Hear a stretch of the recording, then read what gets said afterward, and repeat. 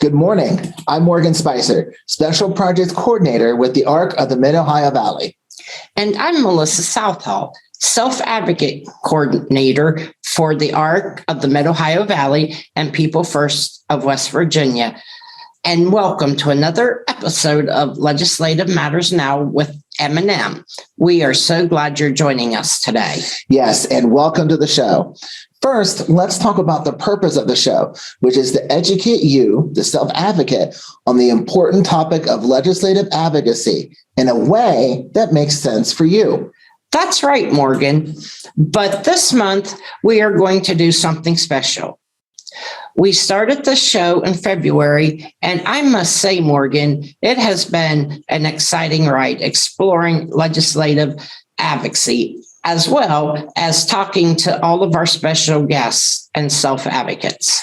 It has, Melissa. And this month, instead of having a guest and an advocate in action segment, we decided to do something a little different this time. Melissa and I spent some time checking out all of our previous episodes and handpicked some of the highlights. I must say, Melissa, it was tough because I wanted to pick them all.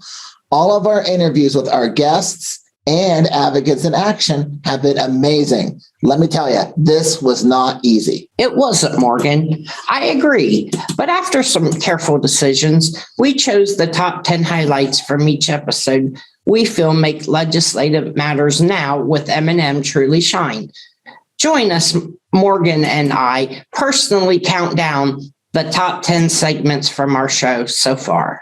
Our first clip is from our second episode, where we talked to Vicki Wolf as she encouraged self-advocates to focus on what's important and prioritize when it comes to their goals. With my disability, it didn't stop me. My disability did not stop me from owning my own home. Mm-hmm. And you have to want something bad enough to take the steps to owning your own home.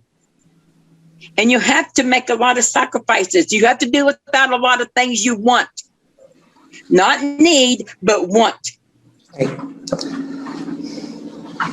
So, people out there, if you want to own your own home, you have to make a lot of sacrifices. Our second clip is from our pilot episode. We got to speak to Allie Hildebrand from Congressman David McKinley's office. She spoke to us about the best ways to get a hold of your senators and delegates. Yes, and good morning to you all as well. And thank you guys so much for hosting this today and inviting the congressman to be a part of this event. And just so you guys know, the best way to reach our office, as Senator Capito mentioned in her video, you can write to us. However, sometimes the mail can be slow or delayed. I think it can take up to about 2 weeks for us to receive a letter in the office after someone has mailed it, or sometimes longer. So the best way I would suggest is either reach out to one of our district offices. We have 3 in District 1. We have one located right there in Parkersburg. We have one in Wheeling and one in Morgantown. Or you can call the DC office, or you can go onto the congressman's website and send us an email, and the staffer will get back with you within a week or so with a response to the inquiry. If you have a concern or an issue with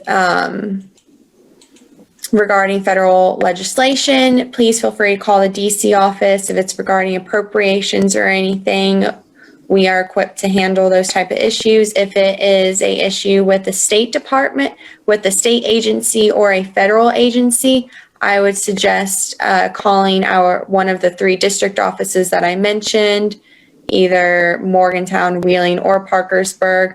Our caseworkers are very hardworking, and we have a very good track record. I know since the years that the congressman has been in office, we have closed over 10,000 cases for our constituents in District 1. So if you have any issue with anything, please reach out to our office. If it's not something that we can help you with, we will find someone who can help you. Our third clip is from our pilot episode where we talked to Charlotte Roth about the letter she wrote to former President Donald Trump. Now, this was a great example of self-advocacy, so check this out. Well, the responses I have received was the one from Shelley Capito stating that, we were working on trying to get the apartment complex that I'm living in now, and my partner Sue, that she needed the walk-in shower, and I just briefly put, and who owned these apartments, and I went from there, and Mrs. Capito was able to find me that information. Then she gave me another number to call, and I called it too. So, and then they responded. Everybody's pretty much responded back to me, but they're just kind of waiting until all this coronavirus is over.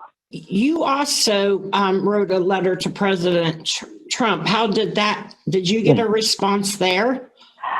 I did, from his secretary. His secretary called me and said that they were really interested in it, and but that didn't get to go through because Mr. Trump didn't get back into office. And I haven't written one yet to Mr. Biden. I figured, well, maybe they lost that one, and I figured I'd eventually write another one to Biden.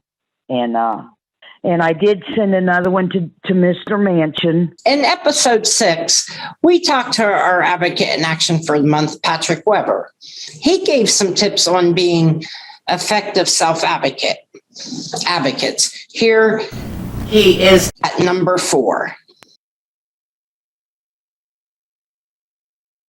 Yes, I was just doing is like looking up people first. Website, I was just looking this up on Facebook. I was also just patience, because sometimes it takes them a while to understand about and to understand like our issues we may have. Coming up at number 5, we spoke to Kendra Shaw, who was our advocate in action, and she spoke to us about why self-advocacy matters and encourages our viewers. Self-advocacy is extremely important because even though we're in 2021, the people of the disability community carry this stigma with them, and no matter how we try to shake it, it's still there. So we have to advocate for ourselves. We have to let other folks know that these are our skills, these are our abilities. We can shine. We can do just as much as if not more than the able-bodied individual. And we have to kind of do that for ourselves because it's just people who are able-bodied or who are not in a wheelchair, don't have a disability, let me put that way, have these preconceived notions. So we have to dispel those myths and really show everyone who we really are. And the only way I know to do that is to raise our voices and keep talking and showing and being determined.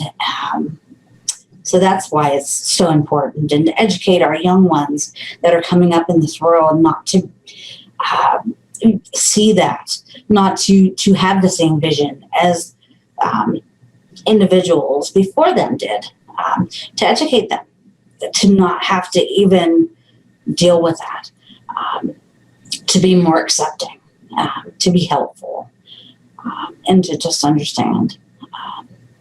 Advocacy is so important in many, many ways. Number 6, we talked to West Virginia House of Delegates member Diana Graves, about why the newly passed Employment First bill was so important to her. It was important for a couple of different reasons. The first reason is, I think, the conceptual reason, which we can all and should all get behind. It's important that people with disabilities are able to work when they want to work, and that they should be encouraged to work if they want to work. There should definitely be an outlet for them where they feel, empowered, they're contributing to society, to their families. I think we can all get behind that. The second reason that it was important is West Virginia has said for a number of years that they already had an employment first kind of policy. We didn't see the evidence of that. So I thought that it was important that this legislation advance this year because it has timelines and goals, and it outlines what our expectations are so that the agencies can have some kind of guideline for what it is that the legislature expects. So those were the two reasons for me. Now for number 7. In episode 3 of our show, we got to speak to Parkersburg High School sophomore Anna Earl. She spoke to us about how cerebral palsy has affected her life.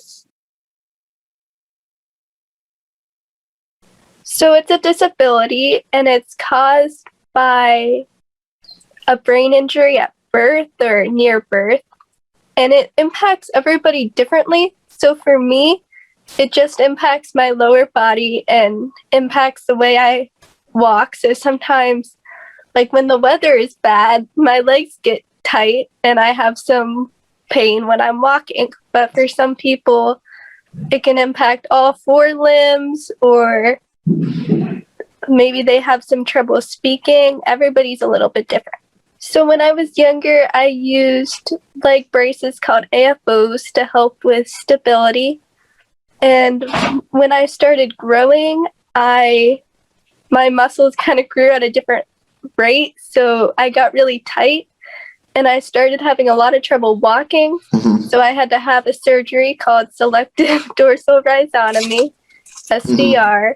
And that's helped me so much. I'm able to walk independently now, and it's just been great. For number 8, I got to speak to West Virginia University College student Kylie Smith about a policy brief she is working on that would benefit individuals with disabilities. Yeah, so at West Virginia University, being in the School of Public Health, I had to take a lot of different classes on public health as well as public health writing and how to advocate for individuals as well as populations. And something that I was personally passionate about was individuals with disabilities. So I wrote a policy brief in a class where we talked about health policy, and it was designed to take anything that we saw at WVU that needed changed, updating, or just something we'd like to see implemented. And I decided to work on accessibility to education as well as just the physical and built environment within the school. So I wrote a lot of different pieces on this, but it had to mainly do with a lot of mobility disability as well as education and access within the actual classroom environment and just getting from class to class. So I had a professor that taught that class, and she saw the potential in the policy brief that I wrote, which kind of outlined steps I think WVU could have taken or can take, as well as what that would look like, what resources we would need.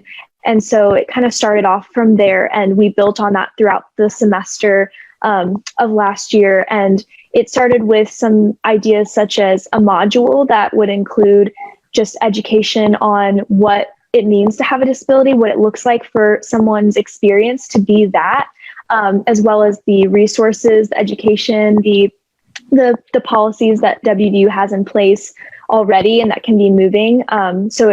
That module was a development out of that, as well as what can WVU do to include accessibility on campus, as well as the physical environment. So that might look like mapping, or that might look like adding new ramps, that might look like adding new accessibility and ADA features throughout campus. So the policy brief itself was just navigating and kind of detailing all the pieces that it would take for WVU to become more inclusive and more accessible. And those were the two main pieces, but there were also just things like creating awareness on campus. What would it look like to maybe see an advocacy or awareness week on campus? What would it look like maybe to advocate for funding within the school as well as outside of it on individuals with disabilities and research within the school, but as well as just WVU wide, since we're a part of the Morgantown community and what they also need within the community. So the policy brief was just a multi-stage, multi-layer piece that took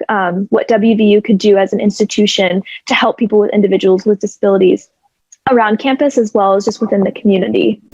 Coming in at number 9, I got the opportunity to speak with Mcdaniel from the Statewide Independent Living Council about different methods to contact legislators. In person is always preferable because you can make a more personal connection, but it's not always possible, especially if it's the session and you don't live close to Charleston, especially if you want to talk to a legislator who's from a different part of the state. But everybody has gotten a lot more savvy about how to do that during the pandemic and as more electronic options have become available. So you can find all of their contact information on the legislative website. So that's one way to figure out a good way to talk to them. You're going to find home phone numbers as well as state capitol phone numbers. Many of them put their email addresses on the legislative website. Some during the session, emails usually aren't good because they get so many they don't read them. If you're a Facebook person, Facebook is a great way to connect with legislators. Most of them are on there. Friend them, and then you'll see what they're talking about. And they'll see what you're talking about. If you post things, they'll see it if they're your friend and you're their friend. But you can also use that messaging app that's on Facebook to instant message people. And they have that on their phone. So you can reach them quickly if you want to do that. I have a colleague who is an expert at doing that and has lots of relationships with legislators just because she friended them and she messages them through Facebook. So that's always a good thing to do. Obviously, you can call them and talk to them on the telephone, but because of the electronic options that are available, I really suggest that you do Facebook or Zoom or Skype or one of those not Facebook, FaceTime, or one of those kinds of applications where you could see each other. Mm-hmm. And they really like that too. And they've gotten really used to doing that during the pandemic. This past legislative session, when people weren't really at the Capitol, people still scheduled meetings and we still met with legislators and we used FaceTime or Zoom so that they could see us and we could see them, and more than one person could be talking with them at a time. And that is really, really helpful.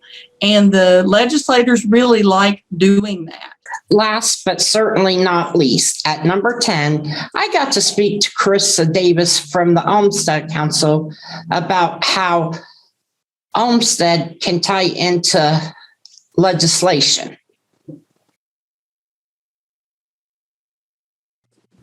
Yes. Bills introduced during the legislative session could impact the Olmsted decision goal of having people with disabilities live in the most integrated setting.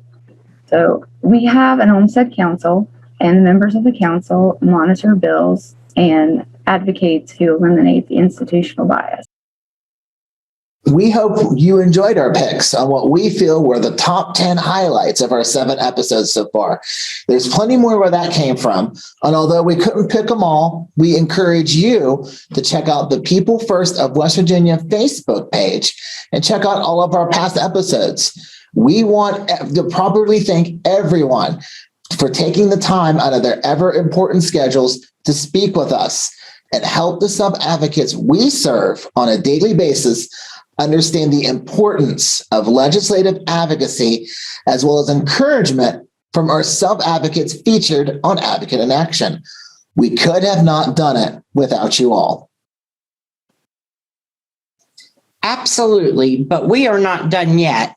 We are looking forward to the future and will continue to bring the important topic of legislative advocacy to the forefront with amazing guests as well as self-advocates in our advocate and action segments that will enlighten and encourage you to stand up and speak for the topics that are important to you. Indeed. Now, as always, we want to encourage you that if there is a piece of legislation you do not understand and you would like us to cover it on a future episode of Legislative Matters Now, please do not hesitate to reach out to us. We would love to hear from you and help you clarify what you're having trouble understanding. Or if you want to be on a future segment of Advocate in Action, again, reach out to us and let us know. We welcome your suggestions. You can call the ARC of the Mid-Ohio Valley at 304-422-3151, or you can email me and Melissa personally. My email address is morgan.spicer@thearcmov.org. You can also contact me, melissa.southall@peoplefirstwv.org.